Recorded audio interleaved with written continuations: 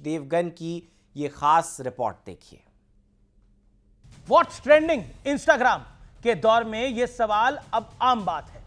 सब जानते हैं कि रील्स की बात हो रही है, मीम्स की बात हो रही है, किसी इवेंट या इंसिडेंट की बात हो रही है, लेकिन ट्रेंड्स वाला एक ट्रेंड आजकल पॉलिटिक्स में भी शुरू हो गया है। नीट पेपर लीक ने कॉकरोच जनता पार्टी के आंदोलन को जन्म दिया। विपक्षी दलों ने उस आंदोलन का समर्थन किया। नतीजा यह हुआ कि जंतर मंतर पर लोग जुटे, हंगामा हुआ, कुछ अराजकता भी हुई और उसके आरोप लगे और अंत में शिक्षा मंत्री धर्मेंद्र प्रधान ने इस्तीफा दे डाला ताकि अराजकता की आड़ में देश विरोधी तत्व को कोई नुकसान न पहुंचा दे। बहरहाल उनके इस्तीफे की चाहे कोई भी वजह रही हो, लेकिन लंबे वक्त से मोदी सरकार के खिलाफ एक मौका तलाश रहे विपक्ष को मानो पूरा का पूरा खजाना हाथ लग गया हो। विपक्ष को लग रहा है कि उन्हें एक ऐसा जरिया मिल चुका है जिससे वो मोदी सरकार को झुका सकते हैं। मैं ऐसा क्यों कह रहा हूं, यह समझने के लिए आम आदमी पार्टी के संयोजक अरविंद केजरीवाल का प्रधानमंत्री मोदी के नाम संदेश सुनिए। तो धर्मेंद्र प्रधान का इस्तीफा तो हो गया। मेरी प्रधानमंत्री जी से निवेदन है कि लगे हाथों E20 का समाधान भी कर दीजिए। लोग बहुत ज्यादा परेशान हैं, सबकी गाड़ियां खराब हो रही हैं, सबकी माइलेज खराब हो गई।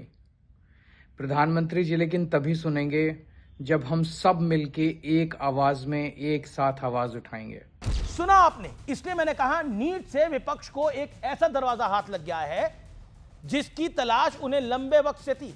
अब E20 यानी इथेनॉल पर अगली जंग का ऐलान हो चुका है। इथेनॉल के अलावा रिजर्वेशन को लेकर भी आवाजें सुनने को मिल रही हैं।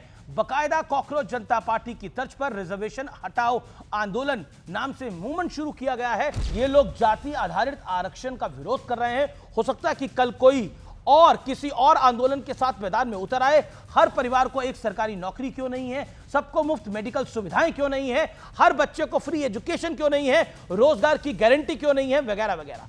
देखा जाए तो इन सारी डिमांड्स में कोई बुराई नहीं है। यह हर नागरिक का बेसिक अधिकार हो सकता है और है भी, लेकिन हमें व्यवहारिकता भी समझनी होगी। क्या इतनी बड़ी आबादी को यह सुविधाएं तुरंत दी जा सकती है? इतनी बड़ी आबादी को यह सुविधाएं दी जाएं या फिर उन्हें सक्षम बनाया जाए? क्या हो क्या नहीं, यह विमर्श का विषय है, डिबेट का विषय है। लेकिन एक बात बिल्कुल क्लियर है कि जैसे नीट पेपर लीक के खिलाफ सड़क पर उतरे लोगों को विपक्ष ने समर्थन दिया, उससे नया ट्रेंड सेट होता हुआ दिख रहा है।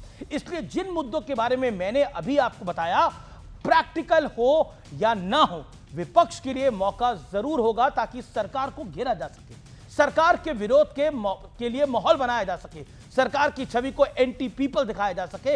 हो सकता है कि उन्हें इसमें कामयाबी भी मिल जाए, लेकिन यह ट्रेंड खतरनाक हो सकता है देश के लिए, देश की शांति के लिए, देश की अर्थव्यवस्था के लिए, देश की सुरक्षा के लिए, क्योंकि इसका फायदा कोई भी एंटी इंडिया व्यक्ति उठा सकता है या फिर देश विरोधी तत्व उठा सकता है।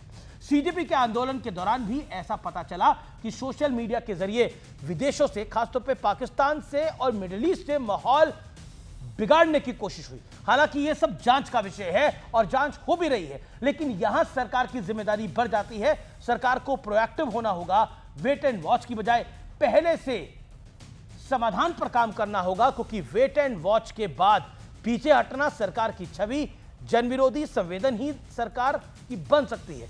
इसका फायदा वो लोग उठा सकते हैं जिनके एजेंडे मौजूदा सरकार की मौजूदगी के कारण पूरे नहीं हो पा रहे। इसलिए सावधान रहने की जरूरत है, अलर्ट रहने की जरूरत है, क्योंकि सिचुएशन अलार्मिंग है और डिमांडिंग भी।